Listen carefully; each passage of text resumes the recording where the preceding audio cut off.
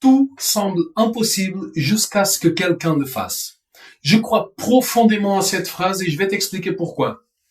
L'un des exemples les plus célèbres des faits dits impossibles réalisés est celui du coureur américain Jim Hines, le premier homme à courir les 100 mètres en moins de 10 secondes.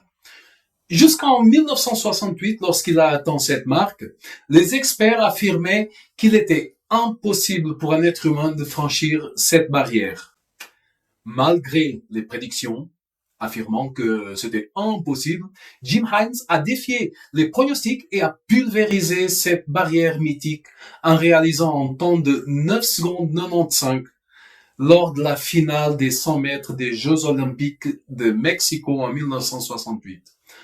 Son exploit a stupéfait le monde entier et a démontré que l'impossible pouvait devenir possible grâce à la détermination, au talent et à un travail acharné.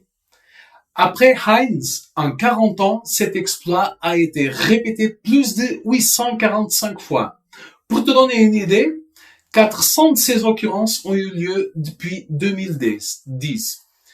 En somme, jusqu'à ce que Hines atteigne cette marque, cela semblait impossible. Lorsqu'il est finalement parvenu, l'impossible est devenu une référence. Ce fait sert d'exemple pour tout ce que tu souhaites accomplir dans ta vie. Quand je dis que pour mentir, il faut un changement d'habitude, ce que j'entends le plus souvent, c'est que c'est difficile. Cette phrase revient souvent. J'y n'arrive pas. C'est tellement difficile.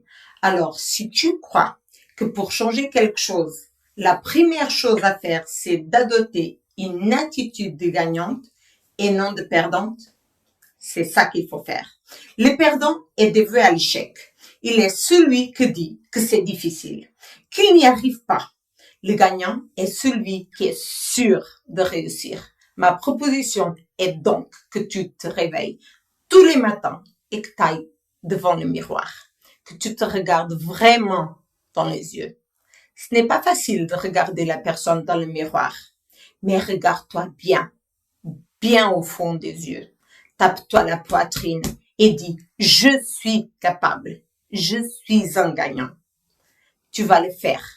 Et ce n'est pas seulement le dire, tu vas affirmer avec la conviction que tu vas réussir aujourd'hui à faire ce que tu as à faire. Car cela déterminera ton humeur pour la journée, pour toute la journée. Pour mentir durablement, il est crucial de changer les habitudes. Les pensées, les sentiments et les émotions déterminent tout le comportement, y compris le comportement alimentaire et tous les comportements qui t'ont amené à la prise de poids. Tu ne peux pas mentir en gardant les mêmes pensées qui t'ont fait grossir. Cet exercice est le premier que nos coachés mettent en place pour démarrer notre programme Mental Mince.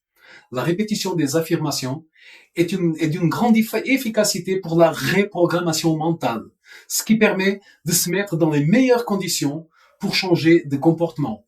Ainsi, tu seras mieux préparé à adopter des nouvelles habitudes et à maintenir ta perte de poids sur le long terme. Et je dirais même, pas ta perte de poids, ton élimination de poids! Parce qu'on n'aime pas perdre, on élimine.